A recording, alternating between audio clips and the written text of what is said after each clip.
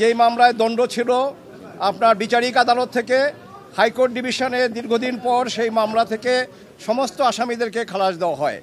সেই খালাসের আদেশের বিরুদ্ধে রাষ্ট্রপক্ষ লিভ টু আপিল ফাইল করে এবং আমাদের সর্বোচ্চ আদালত অ্যাপেলেট ডিভিশন লিভ মঞ্জুর করার পরে যে আপিল হয় সেই আপিল আমরা দীর্ঘদিন শুনানি করেছি এবং আমি কৃতজ্ঞ চিত্তে মাননীয় আদালতের কাছে আমি আমার কৃতজ্ঞতা আমি এক্সপ্রেস করছি যে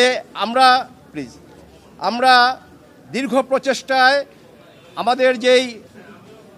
আমাদের মধ্যে যা ছিল কিন্তু সেটা আজকে দূরীভূত হয়েছে।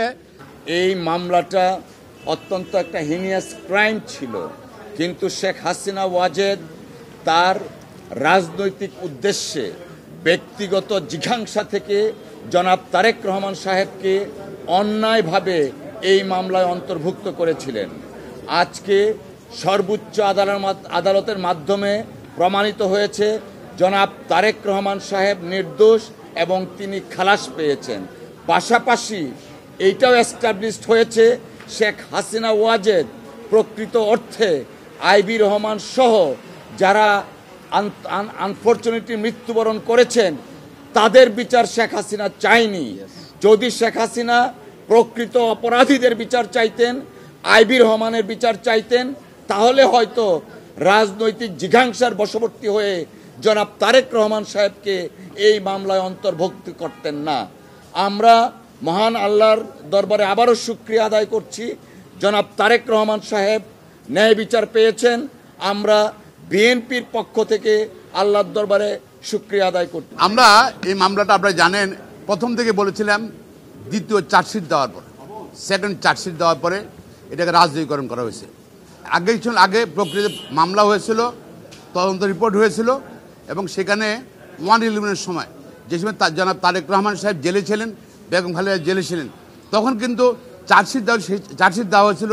সেই চার্জশিট কিন্তু জনাব তারেক রহমান সাহেব নাম বা রাজনীতির নাম ছিল না। আওয়ামী লীগ ক্ষমতা আসার পরেই তখন তারা মামলার প্রকৃত বিচার থেকে তারা রাজনৈতিকভাবে চিন্তা করার পদ্ধতি হিসেবে চিন্তা করেছিল এবং আমরা সেই সময়তে বলছিলাম যে এটাকে রাজনীতিকরণ করা হচ্ছে এবং আমরা চাই ন্যায় বিচার হোক। ন্যায় বিচার তারা চাইলেন না, সরকার ন্যায় বিচার চাইলেন না, তারা এই মামলাটাকে অজুহাত করে রাজনীতিকরণ করলো এবং তারেক রহমান সাহেবকে রাজনৈতিকভাবে এটাকে ইমপ্লিকেট করা হয়েছে সেকেন্ড চার্জশিটে, যেটা আনপ্রেসিডেন্টাল। একই আসামে একবার বললেন এক কথা, আবার পরে উল্টা কথা হিসেবে বললেন 160 পরে, এটা তো আনপ্রেসিডেন্টাল। এটা আজকে আবার প্রমাণিত হলো তারেক রহমানকে রাজনৈতিকভাবেই তাকে মামলা জড়ানো হয়েছিল এবং মহামান্য সুপ্রিম কোর্ট তাকে খালাস দিয়েছেন এবং অন্যরা খালাস দিয়েছেন। এবং আমরা কষ্ট আপনাদের জন্য লাগে, আমাদের খারাপ লাগে যে ওনারা যারা সে মর্মান্তিক ঘটনা 21 আগস্ট ঘটনার বিচারটা হলো না এবং সেটা সরকারের জন্য, আওয়ামী লীগ সরকারের জন্য হলো না, তারা এটাকে রাজনীতিকরণ করেছে।